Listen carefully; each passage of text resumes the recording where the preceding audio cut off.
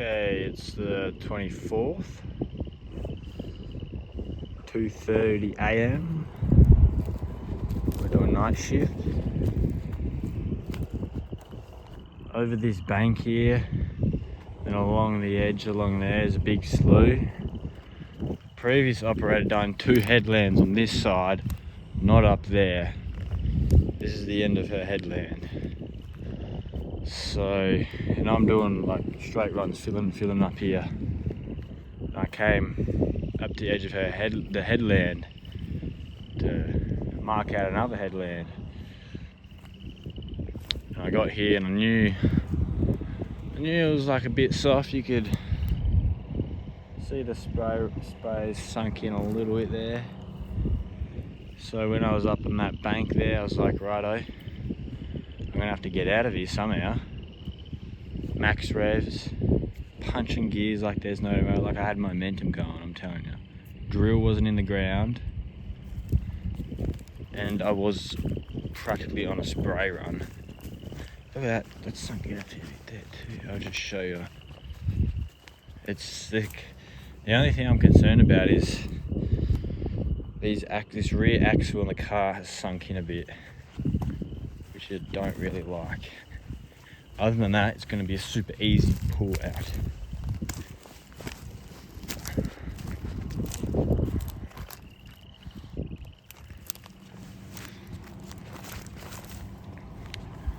Yeah, so you can see the sprayer runs here.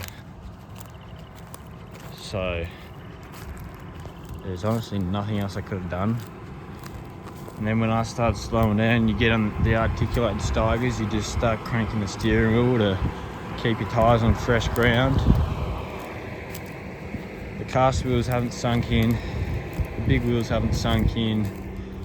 The only thing that's in the ground is that rear axle at the back. Do I have a strap? No. Why don't you have a strap? Well, it's just not really practical to be carrying such an expensive strap on every single setup. Yeah, we probably should have had a strap here because it's like the wet, get into some wet ground. Let's just check the back of the air seater.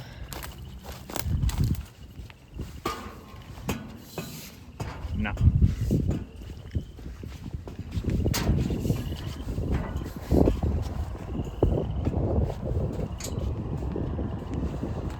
I didn't even load this drill, so I'm not really sure why they had so much product on board. Tank one's fairly full.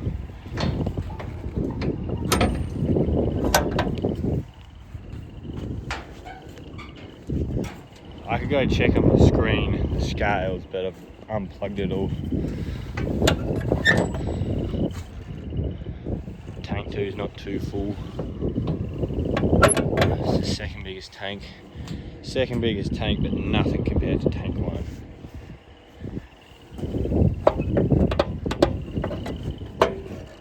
Tank 3 Foss.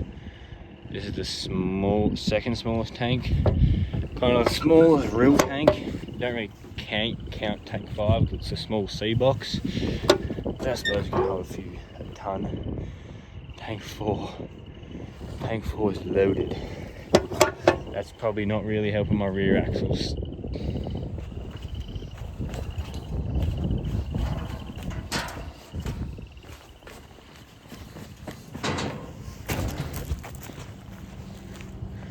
So I've sent a few distress messages out, see who's awake, because like I said, it's 2:30 a.m. Surely it's too wet if you're packing up like that. Well, no. It's not even.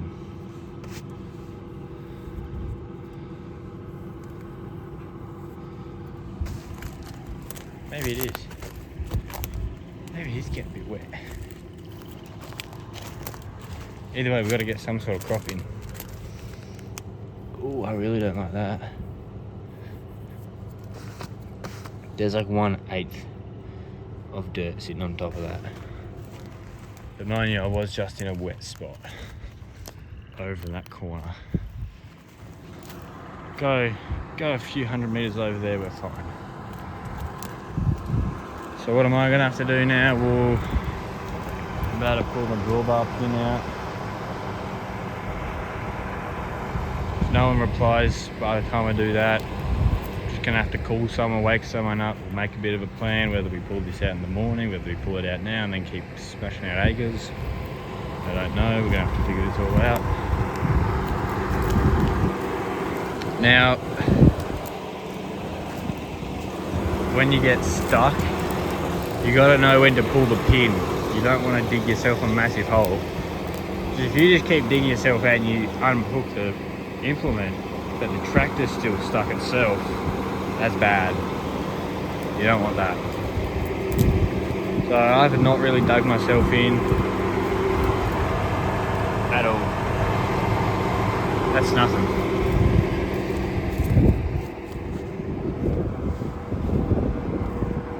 That's not even sunk in barely.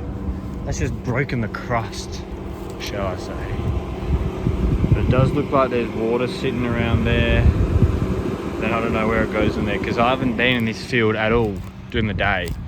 I come start at 8 o'clock, but by the time I get here, they're still loading at 8 o'clock, so I don't get here till 9. 9 o'clock is dark. I don't know where any of the sloughs are. I've just got to keep seeding along until either something as less significant as this happens, or I see the reflection of water. There's no reflection of water here, guys. Yeah.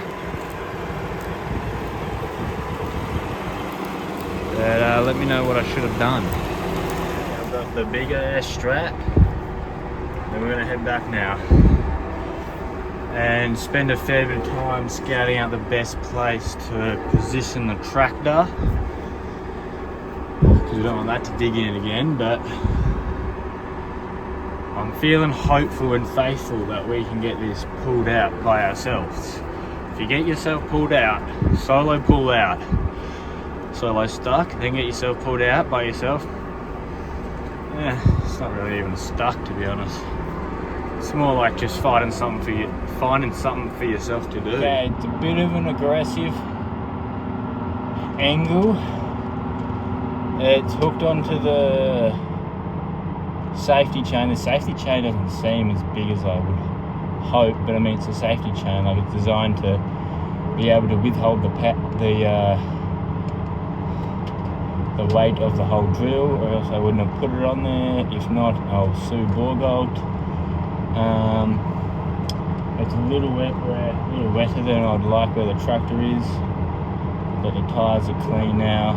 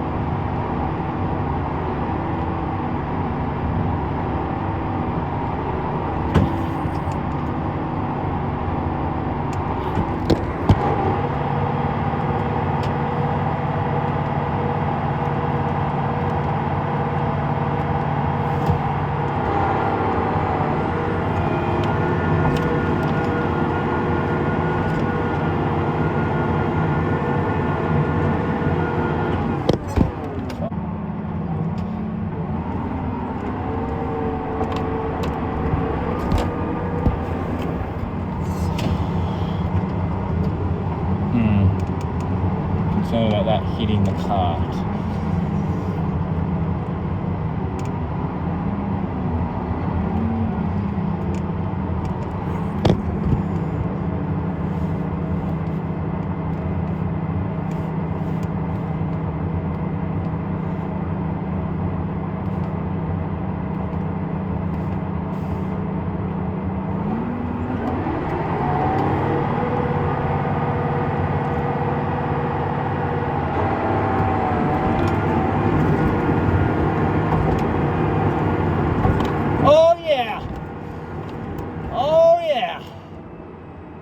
Oh, new good thing.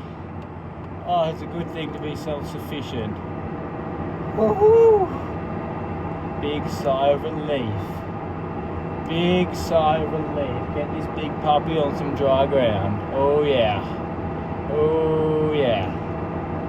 Me very happy. Me very, very happy. Very happy boy. So when I got on the tractor, there was 2 headlands done along here. Nothing done along there. And I could only see that little bit there. I couldn't see any of that water there. I couldn't see a reflection of anything. So I came down here to suss it out and do a headland up there. I went through full revs pretty fast. Drill out of the ground. But the weight of the rear axle on the car weighed me down, just weighed me down too much.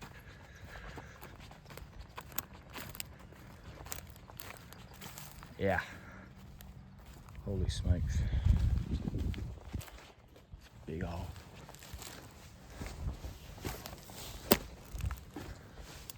Yeah. Yeah. Had attempted, no, that's where I got stuck. Attempted there, and by then I'd actually turned the bar around enough to be able to attempt on the bit of the bank there.